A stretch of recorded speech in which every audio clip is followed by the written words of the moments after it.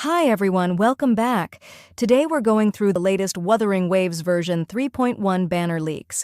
If you've been itching for the latest on new characters, reruns, and a few spicy bits of speculation, you've landed in exactly the right place. Quick reminder before we begin. Everything here comes from leaks, and reruns are purely speculation on my part. So, as always, take everything with a pinch of salt. Before we jump into the banners, let's talk about Aemeath. Is she a Lahai-Roi sentinel? Well, if we look back at the version 2.8 storyline, the shorekeeper explicitly mentions that there's no sentinel in Lahai-Roi. That means neither a natural nor an artificial sentinel exists there. And if we examine the tacit mark on Aemeath's chest, it only has 5 points. Compare that to sentinels like Kartethia and Jinsi, who both have 6-point marks. That pretty clearly shows that Aemeath isn't a sentinel. So who is she?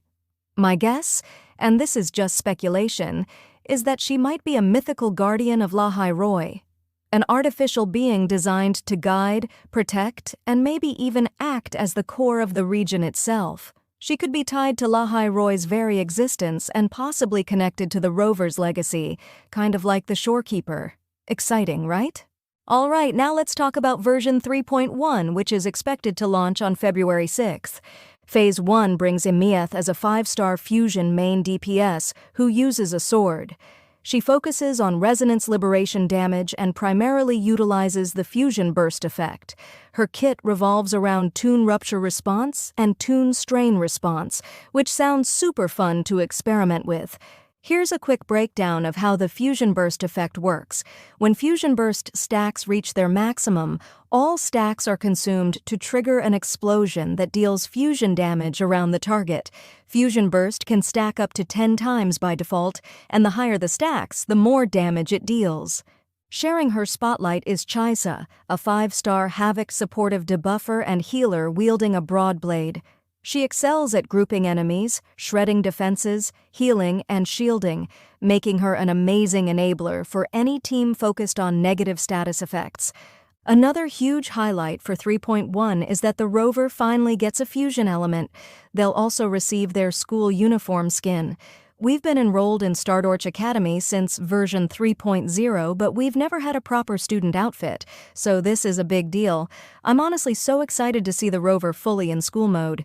Phase 2 introduces Luuk Herssen, a 5-star Spectro Gauntlets DPS, whose kit focuses on basic attack damage. His abilities revolve around Toon Rupture Response and Toon Strain Response, which once again sounds really fun to experiment with.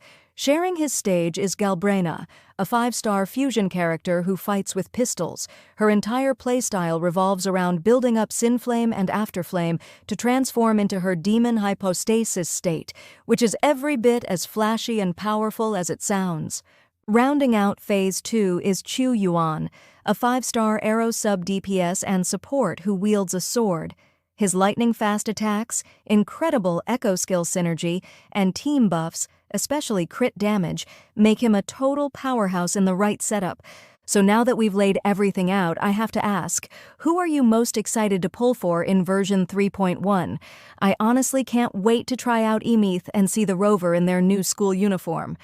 If you're feeling the hype like I am, make sure to like, subscribe, and hit that notification bell so you won't miss any upcoming updates or banner discussions. Thank you so much for hanging out with me today.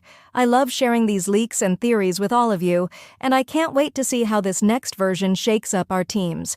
Stay curious, stay excited, and I'll see you in the next video. Until then, happy waves!